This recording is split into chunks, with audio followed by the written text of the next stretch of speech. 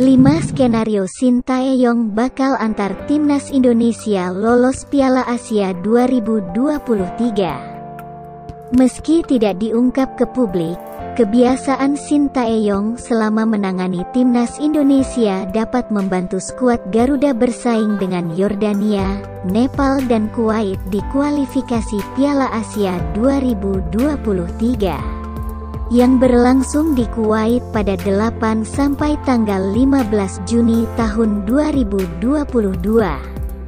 Tentu harapannya skenario ini berjalan mulus, sehingga timnas Indonesia melaju ke putaran final. Lantas, 5 skenario apa saja yang dimaksud untuk antar timnas Indonesia lolos Piala Asia 2023? 5. Parkir bus. Sintayong mungkin akan berpotensi mengandalkan formasi parkir bus saat dihadapkan Kuwait dan Yordania, pola 5 back layaknya saat menahan Vietnam 0-0 di Piala AFF 2020. Meski bermain bertahan, bukan berarti timnas Indonesia tak bisa menyerang. Kecepatan Witan Sulaiman dapat diandalkannya untuk menerobos pertahanan Kuwait dan Yordania lewat serangan balik yang cepat. 4. Fullback atau wingback yang lengkap. Setelah Piala AFF 2020, Sintayong akhirnya bisa mengandalkan 2 fullback terbaiknya, yaitu Asnawi Mangkualam dan Pratama Arhan. Terhitung sejak Piala AFF 2020, ketika kedua nama di atas bermain berbarengan, timnas Indonesia tak pernah kalah. Ketika timnas Indonesia kalah 0-4 dari Thailand di leg 1 final Piala AFF 2020, Pratama Arhan absen karena terkena akumulasi kartu. Namun satu hal yang pasti, tiap kali kedua pemain ini berbarengan timnas Indonesia tak terkalahkan. Tentu harapannya, 2 nama tersebut bakal banyak membantu timnas Indonesia di kualifikasi Piala Asia. 3. Menang lawan Kuwait. Lolos atau tidaknya timnas Indonesia ke Piala Asia 2023 bisa dibilang bergantung kepada hasil laga pertama. Timnas Indonesia akan jumpa tuan rumah Kuwait pada Rabu, tanggal 8 Juni tahun 2022. Jika timnas Indonesia menang atas Kuwait, satu kaki skuad Garuda sudah tiba di putaran final.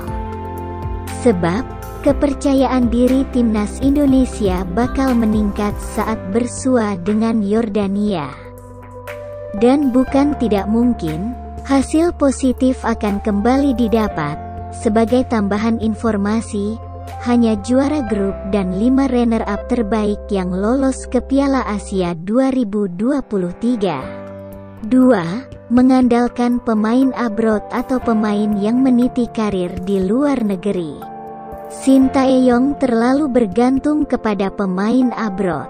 Ketika pemain abroad absen, Sintayong kebingungan mengangkat performa asuhannya.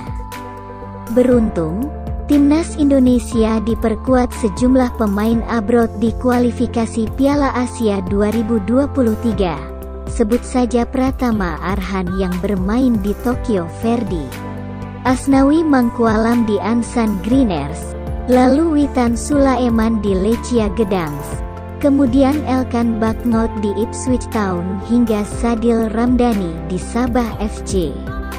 Sehingga para pemain abroad yang meniti karir di klub-klub luar negeri tersebut tentu saja mempunyai pengalaman bermain sepak bola yang bagus sehingga mempunyai nilai plus buat timnas Indonesia. 1. Dibantu pengalaman. Ketika membesut timnas Korea Selatan U23 di Piala Asia U23 2016, Sintayong berpengalaman mengalahkan tim-tim Asia Barat, sebut saja Yaman yang dibantai 5-0 dan Yordania 1-0. Walaupun benar untuk kualitas pemain timnas Indonesia dan timnas Korea Selatan tentu saja berbeda. Namun, Sintayong memiliki modal, yakni pengalaman menumbangkan tim-tim Asia Barat. Sekedar diketahui, 2 dari 3 lawan timnas Indonesia di kualifikasi Piala Asia 2023 berasal dari Asia Barat, yakni Yordania dan Kuwait. Sekarang, harapannya Sintayong berhasil membawa timnas Indonesia lolos ke Piala Asia 2023.